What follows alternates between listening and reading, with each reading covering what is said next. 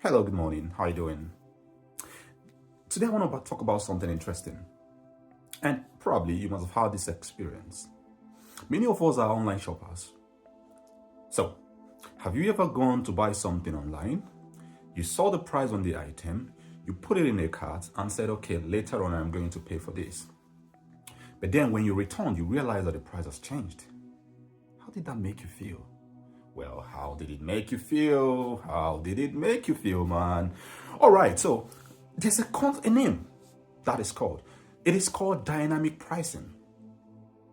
Dynamic pricing is a mechanism where online sellers or sellers generally are able to adjust their prices based on certain realities. For example, you see dynamic pricing happening when sellers want to gauge how customers are responding or reacting to new products. Now, think about it. You have these new products that you just launched into the market. You're not sure what the price point should be, but you just decided, okay, let's put it to the market, right?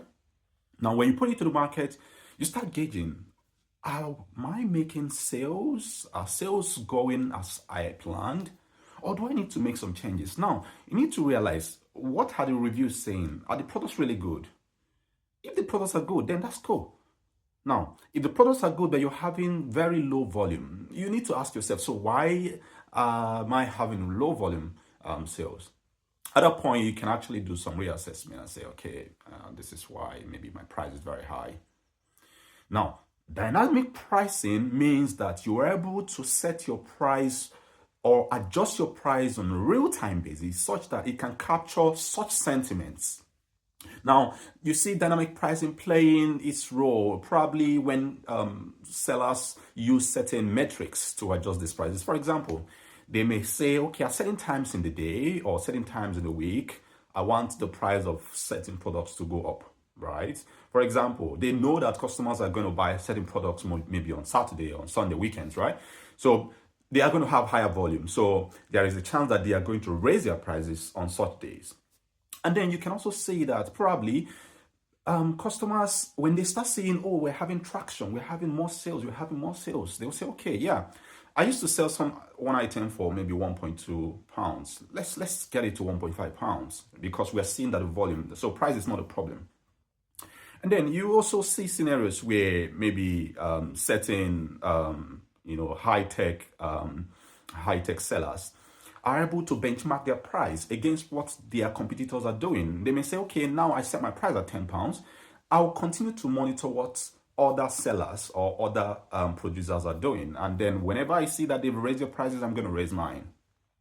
One other way that dynamic pricing works is scenarios where you have maybe certain events, let's say event triggered dynamic pricing.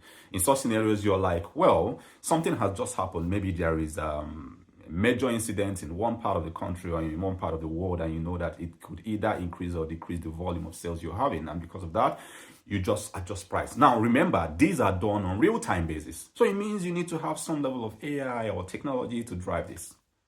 Now, how can dynamic pricing help you as a seller? It helps you actually to know when to maybe raise or reduce your prices. It helps you to manage your volume. It helps you to actually do what they call price discovery. Now, I will suggest that if you are an online seller, it's nice and it's important that you try to understand how this works.